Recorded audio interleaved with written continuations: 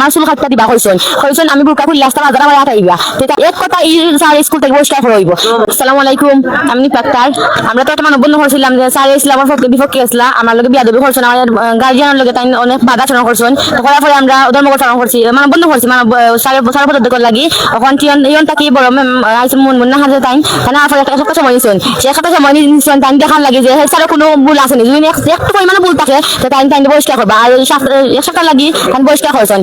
আর একটা তো যেহেতু মেম্বার আবার বলছে তাই না আমার পরিবারের সংস্থা করছেন, আমার লোকের সংস্থা করছেন, আমার চুল কাটটা দিবা কইছেন কইছেন আমি বুরকা খুললে রাস্তা বাজার আমার আটাইবা তাই টাও নিছেন তারা খাদিম প্রোগ্রাম আমার মানছেও আবার মনে হয় যে ইয়নর মেন যে তাই নিছেন আইয়া আমরা ও সপ্তাহ আমরা একটা নাম থামাই রাখবো যে কিতা হয়েছে 7 দিনের বহিষ্কার হয়েছে, পরে দুদিন কারণ বহিষ্কার হয় না আমরা আবার আন্দোলন নামবো। আমরা এটা সঠিক বিচার চাই, অক্টোবর সব বলেছে যে আর যদি 1 সপ্তাহ যদি বিচার চাই না আমরা 1 সপ্তাহ আবার মাঠে নামবো। এক কথা এই স্যার স্কুল থেকে বহিষ্কার হইব কিন্তু 1 সপ্তাহ লাগি জলে বহিষ্কার হবে স্যারের মহল মালিরে 1 সপ্তাহ লাগি বহিষ্কার হয়েছে কিন্তু আমরা এটা মানতাম না, আমরা সারা জীবন লাগে বহিষ্কার হতাম তান্ডে 1 সপ্তাহ লাগি বহিষ্কার হয়েছেন এমন মনে হয় আমরা তো জানাইবা 1 সপ্তাহ বাদে কিতা হইব। 1 সপ্তাহ বাদে যদি কিন্তু হয় না যে বহিষ্কার হয় না আমরা আবার আন্দোলন আপনারা সবাই আমরা সাপোর্ট করবা নিয়ে সবকে থাকবা অন্যায়ের বিরুদ্ধে প্রতিবাদ করবা লড়াই করবা। আর যেহেতু মেম্বার আবার বলে একটু দেখবা আপনারা আমার মানুষ তারা নিশ্চয় তারা যখন বিচার করতে পারেন না আমরা একটু বিচার উদ্যোগ নিবো। সবাই ধন্যবাদ, আসসালামু আলাইকুম।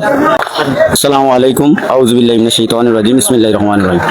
আজকে যে আমার বইনের লগে যে অত্যাচার করা হয়েছে, আজকে ইউনো ম্যাডাম আইয়া যে পদক্ষেপ নিছেন, আমি এবং আমরা শিক্ষার্থী যারা আছি যারা আন্দোলন করছিলাম সব সন্তুষ্ট আছি।